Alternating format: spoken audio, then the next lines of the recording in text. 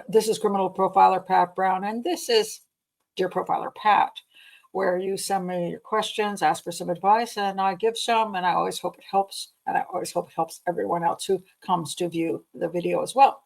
If you're new to the channel, please do like and subscribe, and check my playlist for the different areas of life that I give advice on. If you want me to give you some advice on a question, please do send it to profilerpatbrown@gmail.com, and in the subject line put Dear Profiler Pat, so I know what the email is about. All right, this question hits home to me for a number of reasons, and it is, Dear Profiler Pat, how do I get over the last terrible image of a loved one? A loved one, obviously, at their moment of death. And now, this can also not be a loved one. It can be somebody maybe you saw, you were in an accident scene and you saw a person lying on the side of the road who has just died in a horrifying accident, and you see their body in that condition. Maybe it's a child that is just horrifying, and or maybe you are stuck on a jury on a murder trial and you get to see the murder photos. It causes PTSD in a lot of people who do jury duty. I have looked at a lot of photos in my life because of being a criminal profiler. I've seen some pretty tragic photos. And I have also been a witness to those images in real life as well. One of a person I did not know. I was in Jamaica. I was at a restaurant with a date, and we were eating, and a fellow came by the table, and a businessman in a suit, and he said hello. He knew the man I was on the date with, and he chatted with him for a few minutes, walked out of the restaurant. We heard bang, bang, bang, and when we went out, there he was, lying kind of like this in a pool of blood. And this happened when I was, how old was I at the time? Early 20s. And that picture did not go out of my head for a really long time. Actually, never left my head completely. I could still see that moment. First person I ever saw dead, especially murdered. I was at a crime scene. I wasn't a criminal profiler. I was a student. I wasn't studying criminal profiling. And there he was. And I remember thinking, I just talked to him. He was alive a few minutes ago. And now there he is. And I just remember staring at his body and his face and the blood, and it was pretty awful. And it stuck with me for a very, very long time. So people who work, sometimes we're also worked in hospitals, seen some things there. I have seen people pass away in the hospital. That's what doctors see, nurses see. And sometimes these are people they've worked with, children they've worked with, and then the life just goes out of them, and there they are. And it's really hard to handle. And I'm sure many people have been at the bedside of their parents when they died, and have dealt with that. And we always have this kind of, I think people really push the image that the person who is dying is just going to peacefully fold their hands on their chest and smile and just go to sleep. And that is often not the way it is at all. And so this letter really strikes home because I'll read a little bit of it. Dear Profiler Pat, in this particular case, she said, my sister took her life in 2009, and I still can't heal from it. Part of the problem is a photograph that is stuck in my brain. And so what happened was, after she had passed away, there were some issues, there were photos that the ME had now. So the letter writer wasn't at her, didn't see her sister in the bed dead. She did not see that. She ended up seeing the photo. And she said that she wasn't supposed to see the photo, but she said when she When I was at I was next of kin, so I was contacted to come to the ME's office, as I was the only one who could give release for the photos. This was for a lawsuit issue.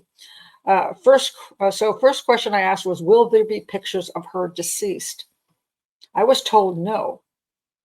As the lady was flipping through the photos, one popped up of my sister in the hotel bed as she was found. I gasped and I was told that I did not need to see that. Anyway, so one of the main reasons it's so hard, because now that is the last image I have of her. I see it all day, every day. And this is a photo. It's not even for you, letter writer, not even there looking at her in real life at the moment. That's how strong the photo puts you right there at that moment. The sister that you saw differently, alive, in motion, and now you see her in a state which is horrifying. And it is emblazoned into your head. And you see it, that photo in your head every day. And you're saying all day. So you just can't kick out of your brain. What do you do? And so for anybody who has had this happen, whether you've been on a jury or whether you work in a hospital or you work police or whatever, criminal profiling, or your own family, friends, whatever, that picture is stuck in your head.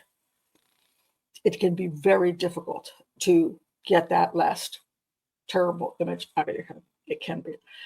And my last terrible image that I have struggled with the same way is my sister died, it's almost a year ago now, of ALS. And both my sister, there were three, we were the three sisters, and she was the oldest sister.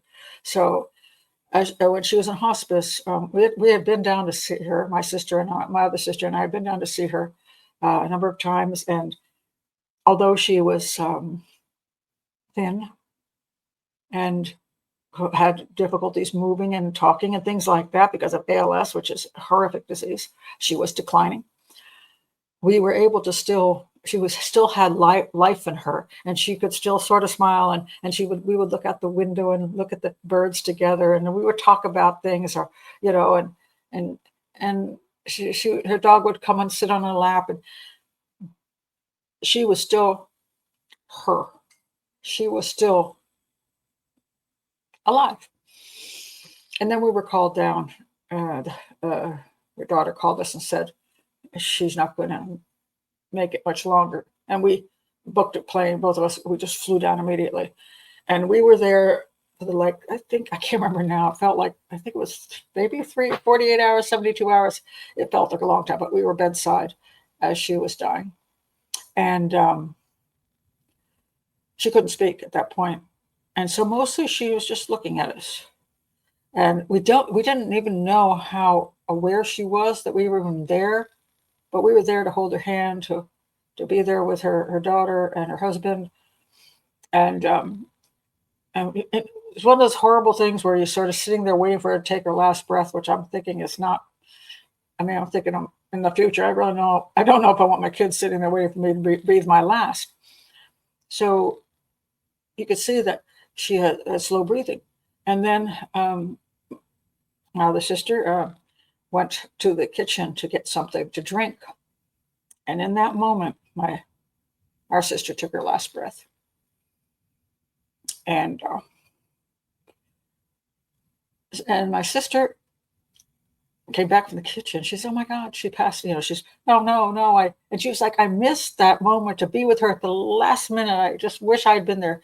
And I told my sister, I said, "You dodged a bullet. You did. You dodged a bullet." Because by the time she got in the room, they had kind of closed her mouth and set her a little bit. She still had the last image of my sister and our sister not being alive. But I have never gotten rid of the last image of her last breath and the way her mouth was in an awkward position. And that emblazoned into my head. So letter writer, I do know what you mean by that. that that picture just sits in your head and doesn't go away. And it's traumatic. And I felt like I had PTSD from being there and seeing that. And I wanted it to go away. I wanted that picture to go away. It's been almost a year. Hasn't gone away.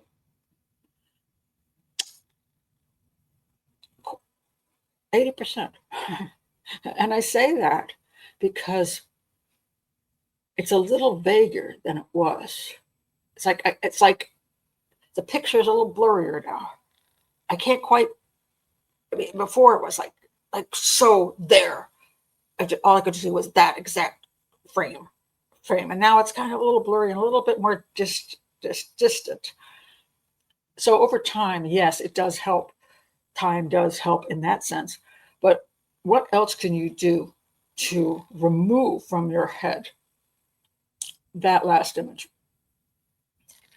And I did find there are some things that helped. And one of them is making sure that you bring in to your mind all the other pictures that you can look at that aren't of that moment.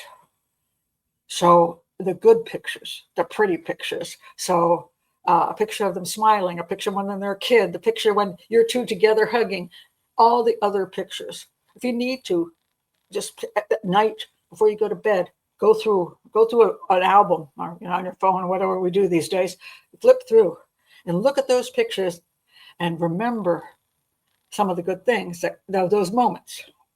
Again, we're not actually looking for a whole lifetime of, no whole story, but trying to fix those pictures into your head to override the last picture that you don't want to see anymore.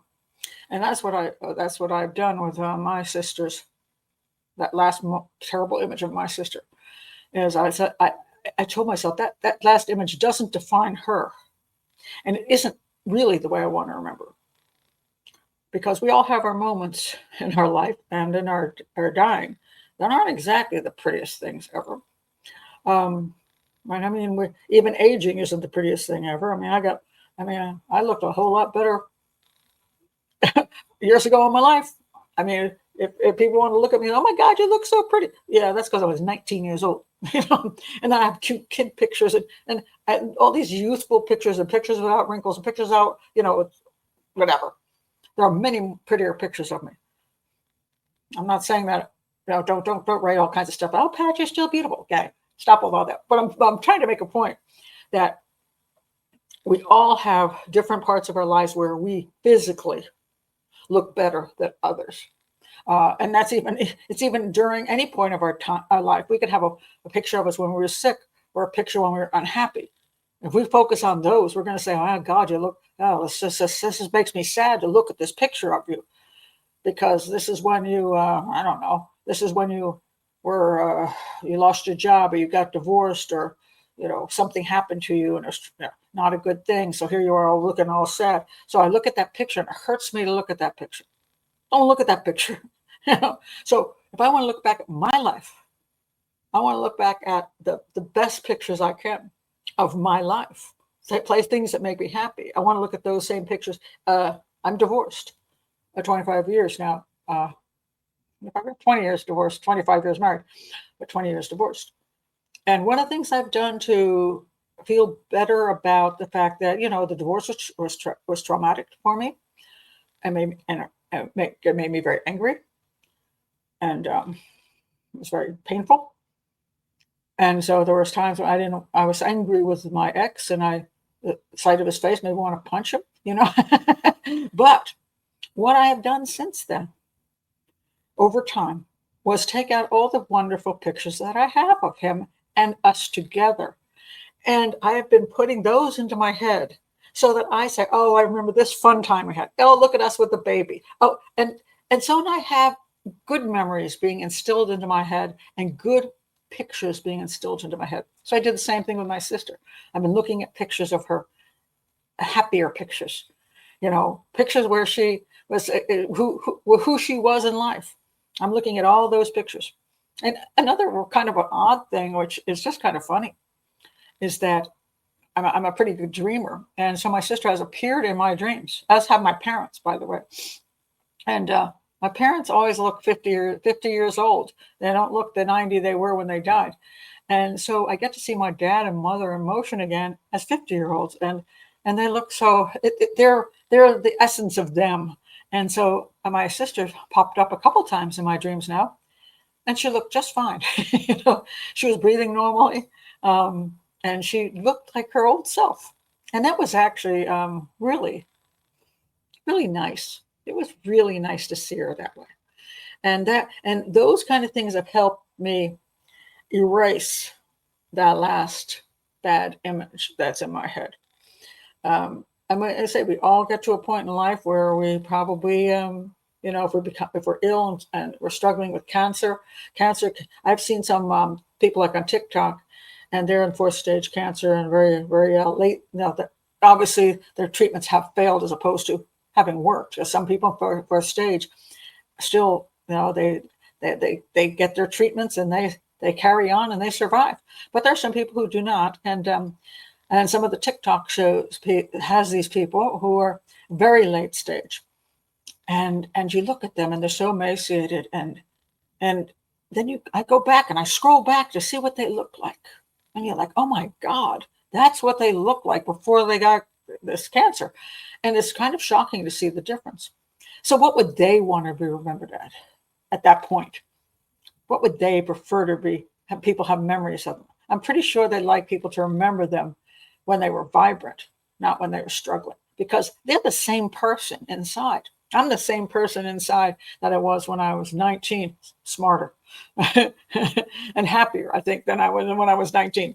But I'm the same person inside, but the physical outside obviously has changed. And because age does that to you. And now, do I mind people seeing me as I am today? No. And if you have an illness which you're struggling with, of course you want people to be able to appreciate who you are, in spite of the fact you might physically not be as in good shape as you used to be. Of course, you want that connection and that love.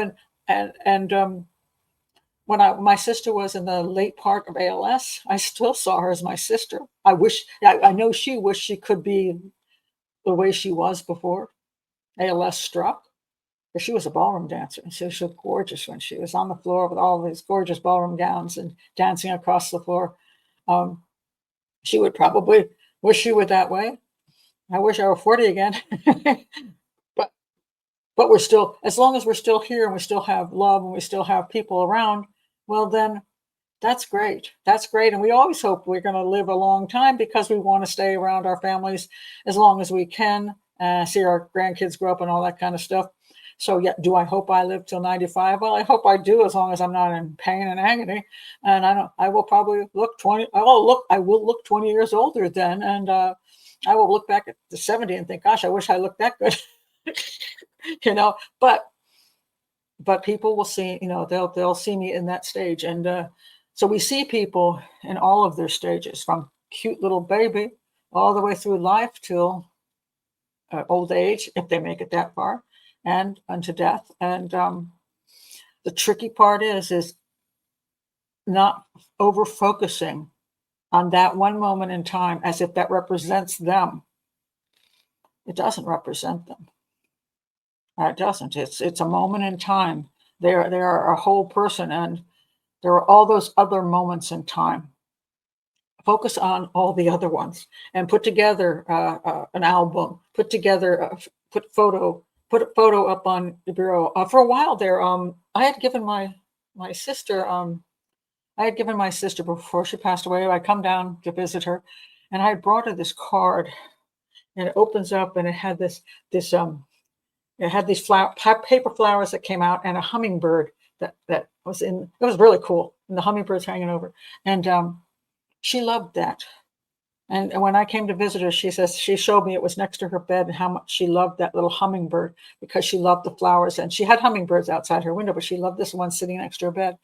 After she passed away, I asked her daughter if I could take the card back, because I wanted to put that card on my in my bedroom. And so I would go coming in on my bedroom, and I would pat the hummingbird on the head, and I would remember my sister, and it was a much better image than the one I had of her last moment, because when I looked at that, I could remember the time when she was with talking with me about it, and she had a delighted look on her face, a happy look when she looked at the hummingbird. And that was a good memory. I want that memory. Pick your memories. Um, really pick your memories and understand that one moment in time does not represent everything about that person or about you. Just if you go to you're on jury and you have to deal with a horrible sexual homicide case, and you have to see this poor girl, and she's looking at she was brutally murdered. Um, go and find her pictures before she got murdered. Look at her life, celebrate her life, and there she is with her doggie, and there she is with her family. Yes, it's still sad that she's no longer here because of a horrific crime, but replace the image you saw in the courtroom with a picture, a better picture.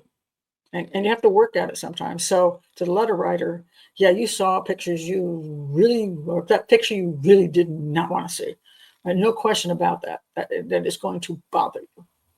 But gather together any good picture you can of your sister and keep looking at them over and over again, and keep thinking about any good times that there were when you were children, when you whatever, because regardless of the person and I'm not going to get into all of their character and everything, but everybody's got those times when we were together with them that are good memories. So I say, the fact that I'm divorced doesn't mean there weren't good memories I had with my husband, and I like to focus on those good memories, because 25 years of marriage, there were good memories in there, and instead of focusing on the bad ones, it's better to focus on the good ones. And over time, what happened is now I have his photo is sitting right on the half wall out here with the other photos. There's a picture of us together with the kids,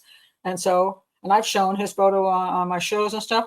And because now that's what I've chosen to look at, and I can walk by now, and I don't have that negativeness that I had before, because I remembered the good things. Life is always about a mixture of good and bad. It just is. I mean, we're always going to have gains and we're always going to have losses. We're always going to lose people we love. So now, my parents are no longer here. My sister and I have lost our oldest sister. I've lost friends because, as you get older, pretty much you lose everybody. Or they may lose you. They may lose me. It depends on who leaves first. So all of those things happen, but that doesn't erase the life that they lived and our relationship with them. It goes on. It goes on. I still remember all the things we did, and and I don't know where they are now. I can't exactly say, but I'm hoping they're living whatever afterlife they're living. And I may be having a bad image, but they may be going, "Hey, I'm good." Matter of fact, I look way better than I did before I left the earth. Now I look great. I don't know. But I know that one moment in time does not define them, doesn't define a relationship. So we need to do what we can to remove the negative images from our heads as much as possible. And again, we have to work on it. We have to work on it. But I do believe that if you keep doing that over and over again, that image does start disappearing. Because I know from all the cases I've worked, most of those images have faded. And the image of the man in Jamaica on the ground, do I remember that it existed? Do I have a sort of vague picture of it? Sure. I can still see his body at Kimbo on the ground. I can in the blood, but it's not as stark as it was when it happened, because time has passed. So I know I can pull it up and go, oh yeah. And I can pull up my sister's face at that last moment. But I've got so many better ones that I pulled up that at least that one is moving to the back of the file cabinet. So that's my recommendation. There's no miracle cure, but there's definitely things we can do to give ourselves a happier picture and put that in our mind instead. So anyway, if you dealt with this kind of thing, please do put your comments below. I think everyone can use a little bit of help in that department, because this is an area of life that I think we all end up experiencing at some point or other. So again, thank you for being here. I'll subscribe to the channel, check the playlist, and send me your questions. Bye-bye.